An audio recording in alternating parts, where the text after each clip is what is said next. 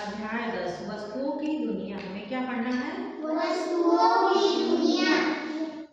आइए अपने परिवेश का अवलोकन करें। परिवेश मतलब जो हमारे आसपास दिखाई देता है उसे हम परिवेश करते हैं। क्या कहते हैं? परिवेश। जो पाया जाता है। खुशी कुछ जल्दी विद्यालय पहुंच गई। एक लड़की है, उसका नाम क्या है? खुशी। वो कहाँ पहुंच गई? जल्दी ही अपने स्कूल पहुंच गई। सूर्य का प्रकाश खिड़कियों से कक्षा के भीतर आ रहा था। क्या आ रहा था? सूर्य का प्रकाश। सूरज की रोशनी कक्षा के भीतर आ रही थी। कक्षा में उजाला था। जब रोशनी आएगी तो क्या हो जाएगा? उजाला। और बहुत सुंदर लग रहा था। कैसा लग रहा था? बहुत ही सुंदर लग रहा था।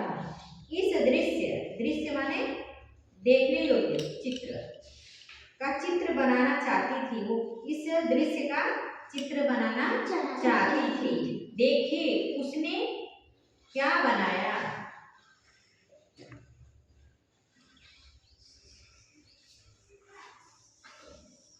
क्या आप खुशी के बनाए चित्र में वस्तुओं के नाम लिख सकते हैं?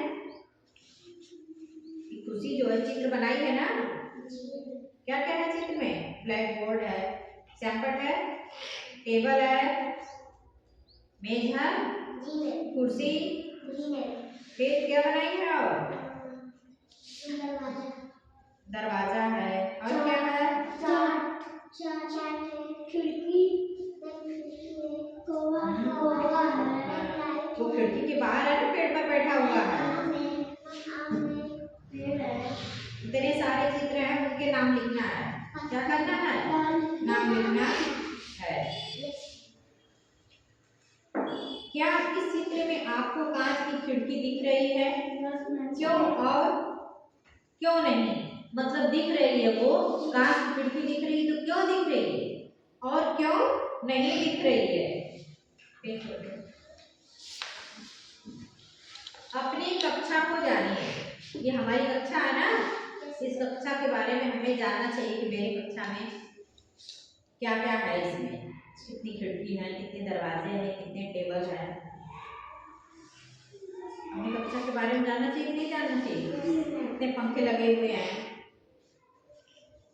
अपनी कॉपी में कक्षा का चित्र बनाइए। आपने जिन वस्तुओं के चित्र बनाए हैं उनके नाम कॉपी में लिखिए। खुशी जानना चाहती थी कि ये सभी वस्तुएं कहाँ से आती हैं, इन्हें किसने बनाया है, ये किन चीजों से बनी होती है। जैसे ये हमारा है टेबल, मेज है ना, इसको किसने बनाया? किसने बनाया?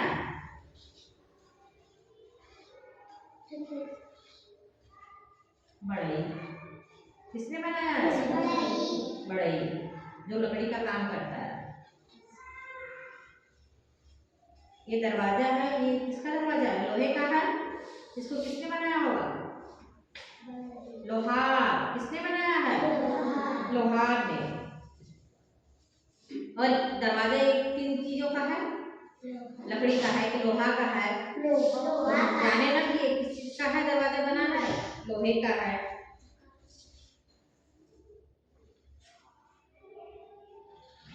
आइए खुशी को इनका पता लगाने में सहायता करते हैं। ये मेज और कुर्सी लकड़ी से बने हैं। किससे बने हैं? लकड़ी से।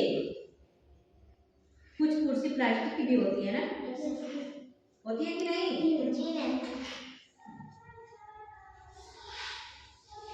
हमें लकड़ी कहाँ से मिलती है? लकड़ी कहाँ से मिलती है? पेड़ से। जब पेड़ सूख जाते हैं उन्हें काट करके हम क्या दरवाजा बना लेंगे, टेबल बना लेंगे, चेयर बना लेते हैं लकड़ी का, ब्रेंच भी बना लेते हैं। दरवाजे के कब्जे यानी जोड़, कीले और कुंडियां धातुओं से बने होते हैं। क्या आप जानते हैं धातुओं को धरती के भीतर बहुत गहराइयों में चट्टानों और तलछटों से खोदकर जिन्हें अयस्क कहते हैं निकाला जाता है। कहाँ से निकाला जाता है इन धातुओं को? धरती के बहुत ही भीतर गहराई में चट्टानों और तलछटों से खोदकर।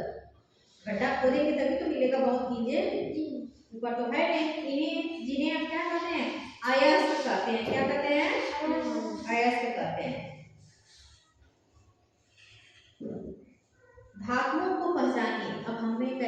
चलेगा कि धातु कौन सा है। धातुओं से बनी अधिक से अधिक वस्तुओं तथा उनके भागों के बारे में पता लगाइए। आप अपने आसपास किन धातुओं को पहचान पाते हैं?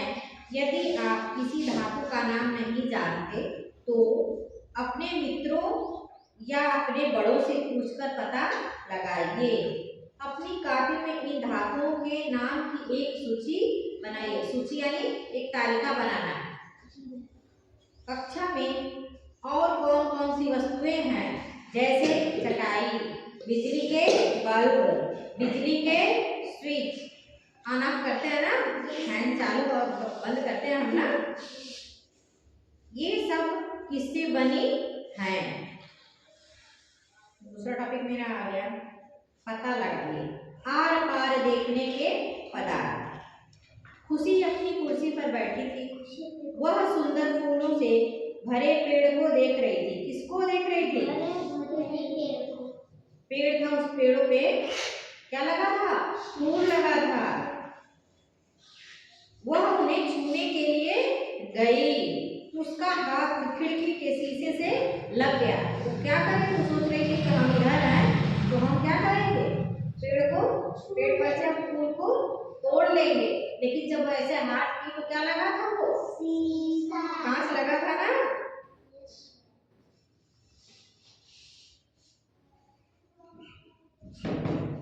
खुशी ने खिड़की के पल्लों पर ध्यान नहीं दिया था। वे शीशे के बने थे। उसने जाना कि वह फूलों और पेड़ों को शीशे में से भी देख सकती थी। शीशा तो ऐसा ही होता है। क्या आपके घर में भी खिड़कियों में भी शीशे लगे हैं? किसके किसके घर लगे हैं? तो आप लोग देख सकते हैं ना, बाहर आप लोगों को दिखाई देता होगा। क्या आप शीशे से बाहर देख सकते हैं? आपको क्या दिखता है?